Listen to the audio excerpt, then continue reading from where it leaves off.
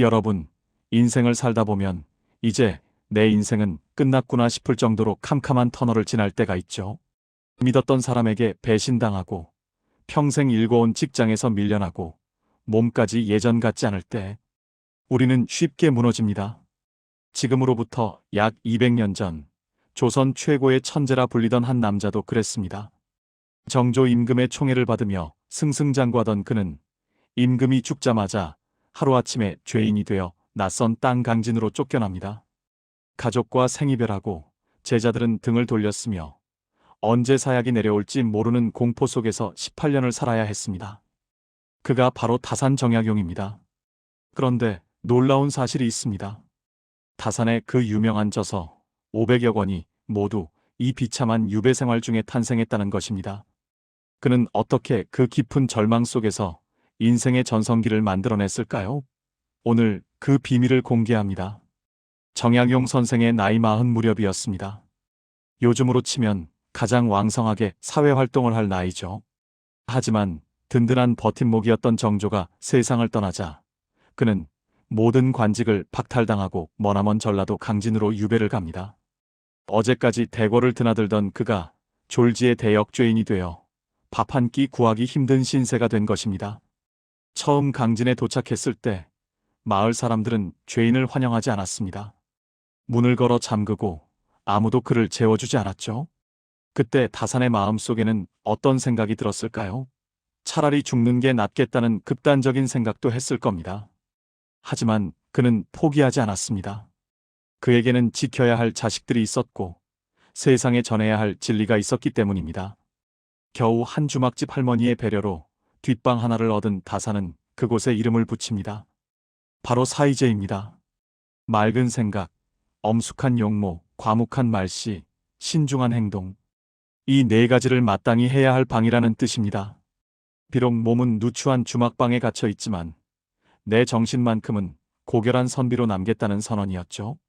환경을 바꿀 수 없다면 내 마음가짐부터 바꾸겠다는 것이 다산의 첫 번째 전략이었습니다. 유배 생활은 결코 낭만적이지 않았습니다. 습한 날씨, 낯선 음식, 그리고 끊임없이 밀려오는 외로움. 다산은 시력이 급격히 나빠지고 복수가 차오르는 등 건강 악화라는 큰 시련을 겪습니다. 하지만 그는 그 고통을 지필로 승화시킵니다. 복숭아뼈에 3번이나 구멍이 날 정도로 앉아서 책을 썼다는 과골삼천의 일화는 유명합니다. 그는 자신을 찾아온 마을 아이들을 가르치며 제자로 키워냈고 그들과 함께 방대한 자료를 정리하기 시작했습니다. 유배 생활이 길어지자 다산은 깨달았습니다. 만약 내가 계속 대궐에 있었다면 이런 깊은 공부를 할 시간이 있었을까? 세상의 소음이 차단된 유배지는 역설적으로 그에게 최고의 집중실이 되어 주었습니다. 그는 유배를 하늘이 나에게 준 휴가라고 생각하기로 했습니다. 관직에 있을 때는 보지 못했던 백성들의 진짜 아픔을 눈으로 확인하며 세상을 바꿀 실질적인 학문인 실학을 완성해 나갔습니다. 다산은 유배지에서도 자식 교육을 멈추지 않았습니다. 멀리 떨어진 아들들에게 보낸 편지에서 그는 이렇게 말합니다. 패족 가문이 망함이 되었다고 실망하지 마라. 오히려 패족이기에 남들보다 더 열심히 독서해야 한다. 그래야만 다시 일어설 수 있다. 그는 고난 속에서도 품위를 잃지 않는 법을 자식들에게 몸소 보여주었습니다. 그 대가는 혹독한 외로움이었지만 결과물은 찬란했습니다. 목민심서, 경세유표 같은 불후의 명작들이 이 시기에 잉태되었습니다. 18년이라는 긴 시간이 흐른 뒤 드디어 다산은 고향 남양주 마제로 돌아옵니다. 돌아온 그의 손에는 500권의 책이 들려 있었습니다. 그는 실패한 정치인이 아니라 조선의 정신을 다시 세운 위대한 스승으로 돌아온 것입니다.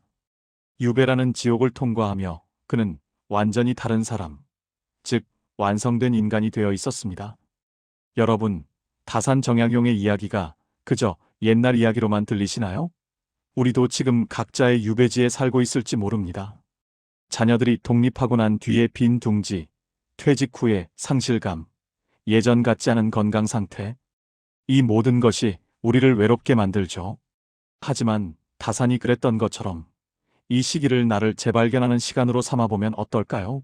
남들의 시선에서 벗어나 내가 정말 하고 싶었던 공부를 시작하고 내 마음의 사이제를 꾸며보는 겁니다. 바닥을 쳤다는 건 이제 올라갈 일만 남았다는 뜻이기도 합니다. 인생의 겨울이 깊을수록 봄은 더 찬란하게 다가옵니다. 다산 정약용 선생이 유배지의 차가운 방에서 붓을 들며 스스로에게 했던 말일지도 모릅니다. 오늘 이 영상이 마음의 유배지를 지나고 있는 여러분께 작은 등불이 되었으면 좋겠습니다.